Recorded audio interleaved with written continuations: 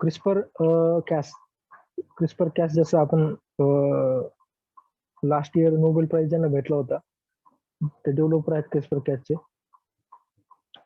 ज्यावेळेस ही technique develop झाली त्याआधी हा एक पार्ट होता बॅक्टेरियल इम्युन सिस्टीमचा.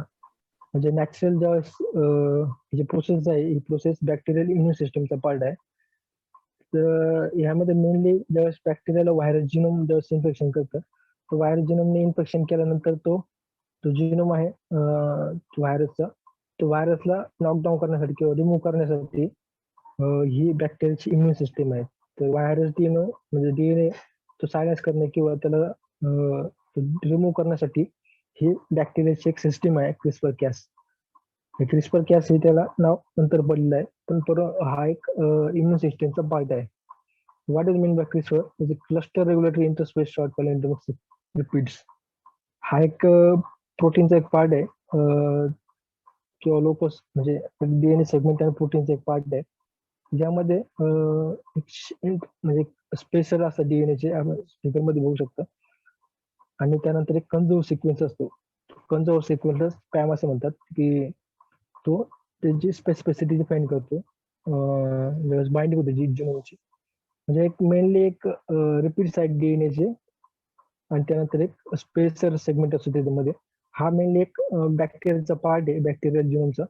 त्याच्यामध्ये एक स्पेसर असतात आणि ते कंजर्व सिक्वेन्स असतं रिपीट असतं. हा स्पेसिफिक पार्ट म्हणजे हा हे जे कॅरेक्टर आहे किंवा हे जे मेकॅनिझम आहे स्पेसिफिकली फक्त बॅक्टेरियामध्येच असतं. त्याला नंतर डिझाईन करून आर्टिफिशियली जिनोम एडिटिंग साठी यूज करण्यात आलं आहे. आणि त्यानंतर ते कॅच जीन असतात. ते कॅच जीन्स हा अँटीन्यूक्लियसचा पार्ट आहे, क्रिस्पर असोसिएटेड प्रोटीन्स म्हणतात. तर हा जो मेनली डीएनए बाइंडिंग होतं त्यानंतर कॅच जीन जे असतात ते त्यांना स्पेसिफिक सेगमेंटला डीएनएच्या तिथं डबल स्ट्रँडेड ब्रेक करण्याचं काम करतात. कॅस हे एक मेनली अँटीन्यूक्लियस आहे.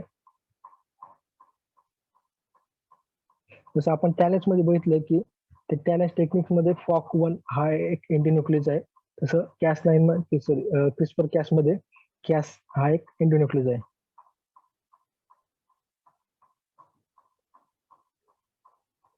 जर इव्होल्युशन बघितलं की त्यावेळेस 1987 मध्ये तिथे इकोलामध्ये तो सिक्वेन्स म्हणजे सापडला होता, पण त्यावेळेस त्याचे कॅरेक्टर आणि फंक्शन त्यावेळेस त्याला माहित नव्हते. ज्यावेळेस जिनोम सिक्वेन्सिंग ज्यावेळेस स्टार्ट झाली किंवा जीनचं फंक्शन त्यावेळेस माहित व्हायला लागलं, त्यानंतर हे मेकॅनिझम किंवा त्याचं रोल जे आहे ते माहित झाले. 2013 मध्ये फर्स्ट जे डेमॉन्स्ट्रेशन होतं कॅस9 जिनोमचं ते युकॅरियोटिक सेल मध्ये करण्यात आलं. म्हणजे त्याचं ऍप्लिकेशन आर्टिफिशियली डेव्हलप केलं क्रिस्पर कॅसचं जिनोम इंजिनिअरिंग मध्ये फर्स्ट टाइम 2013 मध्ये करण्यात आलं.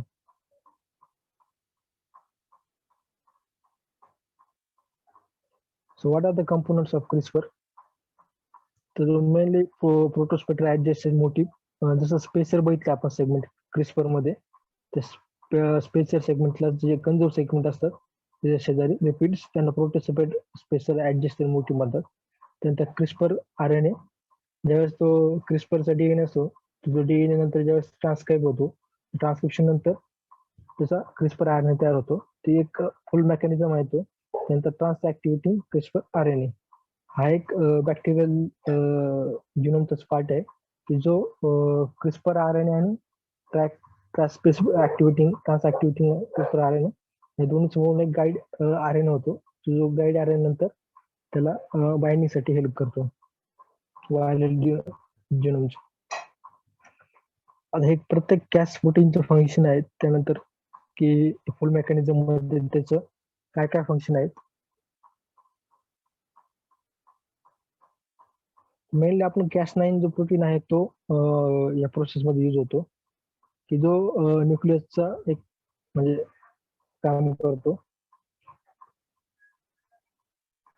टार्गेट डीएनएच्या क्लिव्हसाठी पण तो इम्पॉर्टंट आहे.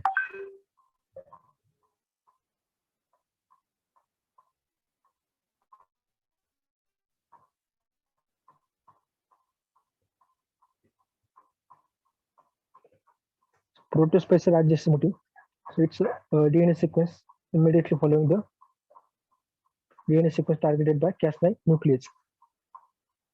CRISPरचा जो पार्ट असतो त्याच्यामध्ये हा प्रोटोस्पेक्टर adjusted मोटिफ असतो.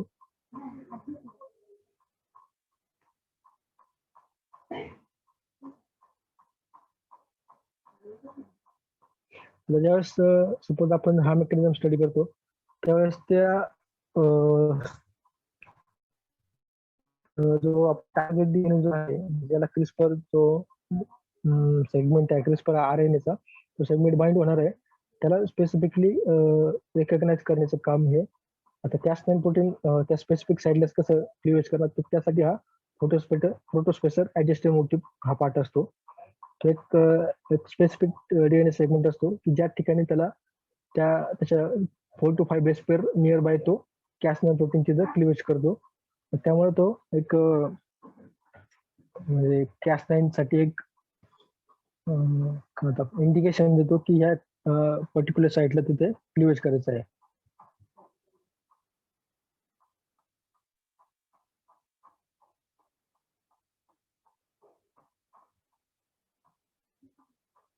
सो हे जे मेकॅनिझम जसं बॅक्टेरियल इम्युन सिस्टीमचं होतं तर त्यामध्ये त्याचं मेन जे ऍप्लिकेशन होतं ते मेनली व्हायरल जो डीएनए जो आहे व्हायरल डीएनए तो व्हायरल डीएनएला आयडेंटिफाय करून तिथे डिस्ट्रॉय करण्याचं होतं.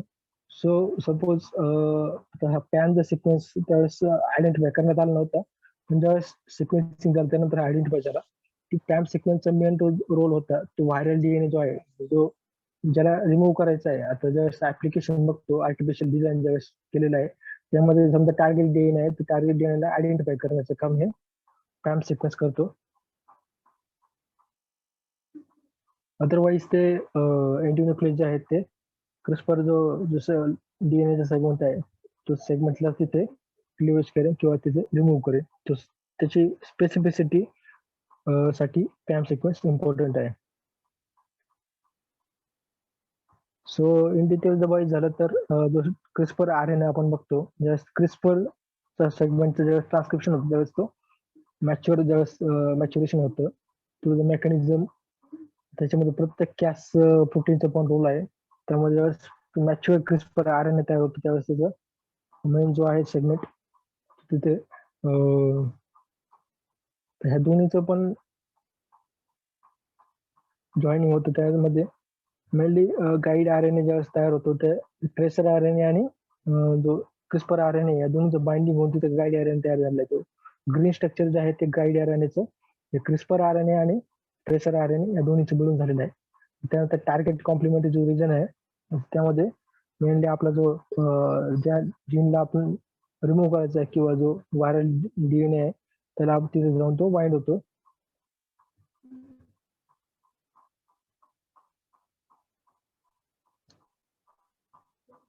आपण बघितलं की ट्रेसर आरएनए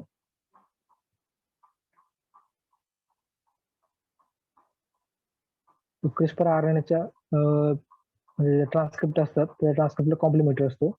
त्या दोन्ही त्याच्यावर बाइंडिंग होते त्यावेळेस ऍज अ गाईड म्हणून ते क्रिस्परचे मेकॅनिझम करत असतात.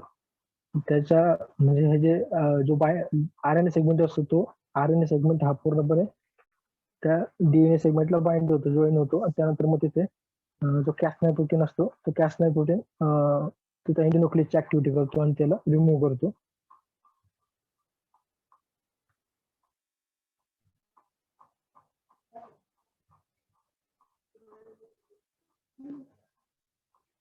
सो मेकॅनिझम काय आहे त्याचं mainly adaptation production of CRISPR RNA आणि टार्गेटिंग.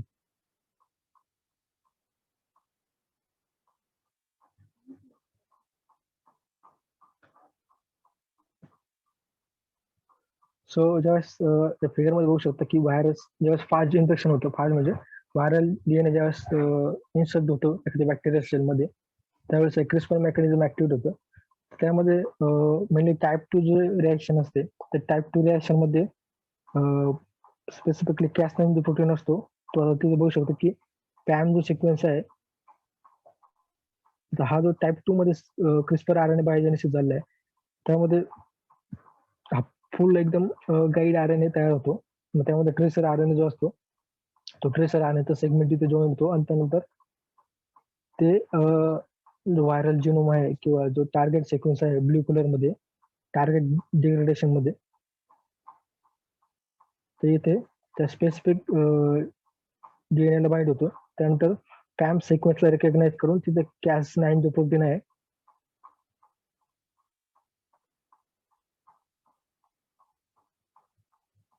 इथे बघू शकता तुम्ही, या Cas9 प्रोटीन जो आहे तो पॅम सिक्वेन्सला रिकॉग्नाइज करून तिथे त्या डीएनए मध्ये डबल स्ट्रँडेड ब्रेक करतोय.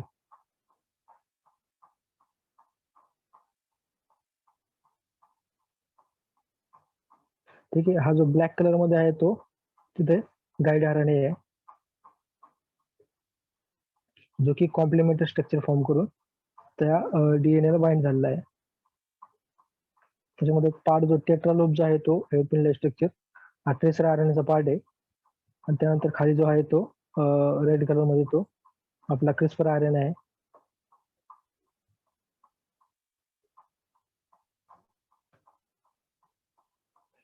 हे खूप तसं डिटेलमध्ये मेकॅनिझम आहे तसं. आता type 1, type 2, type 3. Mainly type 3 मध्ये Cas9 प्रोटीन जो आहे हे रिॲक्शनची टाईप आहे. म्हणजे जसं बॅक्टेरियामध्ये कसं मेकॅनिझम आहे त्यानुसार हे टाईप 1, टाईप 2, टाईप 3 आहे. अल्टिमेटली त्या सगळ्यांचा जो रोल आहे तो जो डीएनए डिग्रेडेशन किंवा रिमूव्हल मध्ये आहे.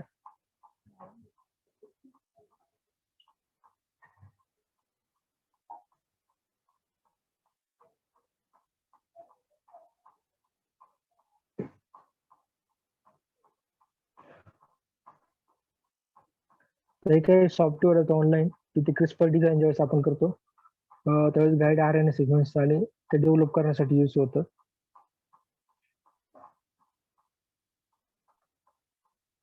हा जनरल प्रोटोकॉल आहेत की जसा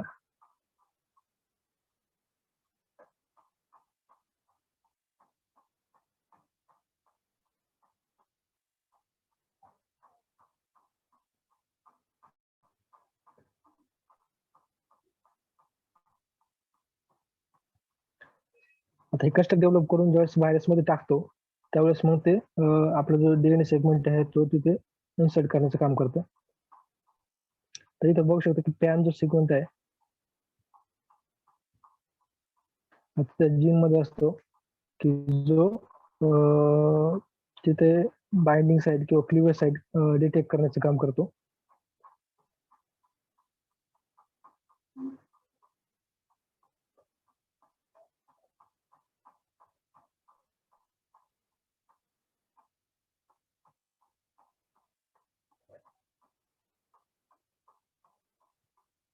आता इथे लास्टली ज्यावेळेस ती पूर्ण असेंबल करून डेव्हलप झाले त्यामध्ये इथे बघू शकतो की Cas9 जो आहे Cas9 प्रोटीन आहे आणि किंवा Cas9 जीन आहे आणि त्यानंतर इथे एसजी आरएनए आहे. एसजी आरएनए म्हणजे जो फुली डेव्हलप गाईड सिक्वेन्स जो आहे म्हणजे गाईड आरएनए, त्यामध्ये आता हा जो हेअरपिन स्ट्रक्चर आहे एसजी आरएनए बॅकबोन मध्ये तो ट्रेसर आरएनएचा आहे. आणि त्यानंतर हा जो गाईड सिक्वेन्स जो आहे तो आपला म्हणजे आपण जो डेव्हलप केला आहे क्रिस्पर आरएनए त्याचा आहे. म्हणजे हे स्पेसिफिकली जाऊन त्या ज्यावेळेस आपण ज्यावेळेस टार्गेट केलं एखादं जीन किंवा डीएनए त्याला स्पेसिफिकली जाऊन तिथं बाइंड होतो.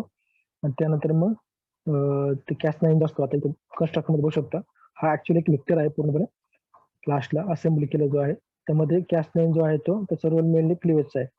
म्हणजे हा गाईड आरएनए ज्यावेळेस डिटेक्ट करतो सेगमेंटला एखाद्या, त्यानंतर जाऊन Cas9 हा तिथे क्लिवेजचं काम करतो. त्यानंतर मग या कन्स्ट्रक्ट मध्येच तिथे आपला जो जीन ऑफ इन्सर्शन किंवा एखादा जीन इन्सर्ट करायचा असेल तर तो पण इथे टाकू शकतो की त्याच्या थ्रू मग तो ज्यावेळेस तिथं एक रिमूव्ह केल्यानंतर एक वॅकन्सी असते त्यामध्ये जाऊन तो इन्सर्ट होतो आणि लायगेशनच्या प्रोसेस असतो तो लायगेट होऊन मग ते एक ट्रान्सजेनिक तयार होतो.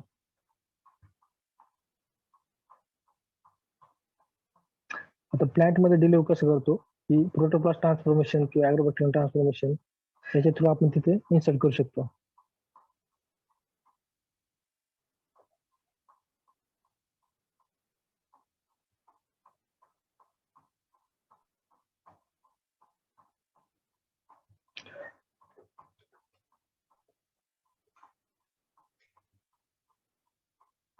ते काही एक्झाम्पल आहे क्रॉप मॉडिफाईड केलेलं आहे त्याचे.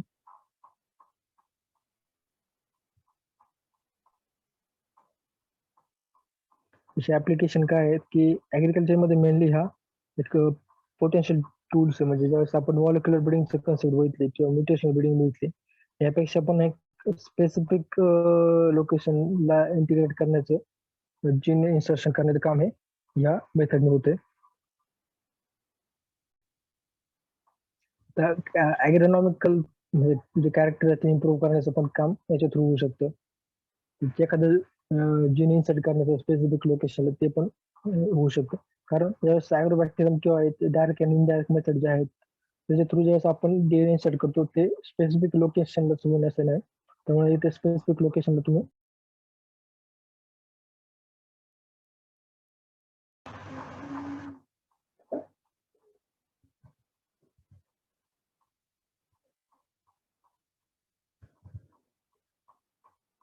तर काही तशा डिसएडव्हान्टेज पण आहेत. टाइम सिक्वेन्स आहे म्हणजे आपण बघितलं की स्पेसिफिसिटी डिवाइड करण्यासाठी म्हणजे डिफाईन करण्यासाठी ती टाइम सिक्वेन्स आहे.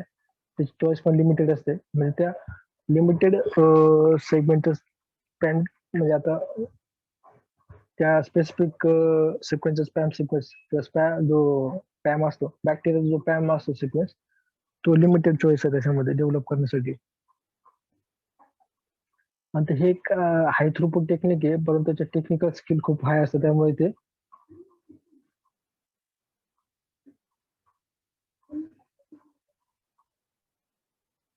गाईड आरएनएचं स्पेसिफिक म्हणजे सिलेक्शन झालं पाहिजे.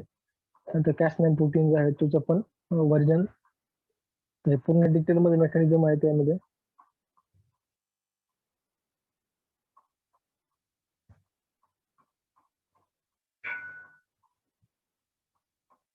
ऑफ टार्गेट म्हणजे ज्यावेळेस आपण कॅस9 प्रोटीनचं ऍक्टिव्हेशन ज्यावेळेस होतं आणि आता इथं बघितलं की एचएनएस जो सेगमेंट आहे तो प्रोटोम याचा पॅम सिक्वेन्स आहे. त्या पॅम सिक्वेन्सला ऑफ टार्गेट म्हणजे जसं ऑफ टार्गेट इफेक्ट्स कसे रिमूव्ह करायचे तर ऑप्टिमायझेशन करायचं आणि जो कॅस9 आणि जी एस गाईड आरएनएचा जो सेगमेंट आपण इन्सर्ट करतो त्याचं ऑप्टिमायझेशन करून ते करू शकतो. आणि जो आपण गाईड आरएनए डिझाईन करतो तो पण स्पेसिफिकली त्या सिक्वेन्स बेसिसवर डिझाईन करायचा जेणेकरून ऑफ टार्गेटिंग होणार नाही.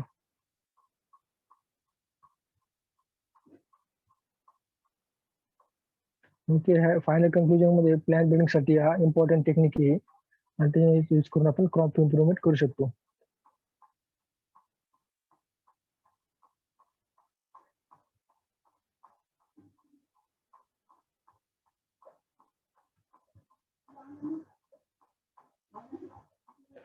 सो ट्रान्सजेनिकचा जो फिअर आहे त्याला हे रिमूव्ह करतं. कारण की ट्रान्सजेनिक मध्ये आपण आता सिलेक्शनसाठी आपण अँटीबायोटिक रेजिस्टन्स जीन टाकतो किंवा इतर जीन टाकतो. तर त्याचा जो फिअर आहे तो रिमूव्ह करण्याचं काम या टेक्निक जिनोम एडिटिंगचं करताय.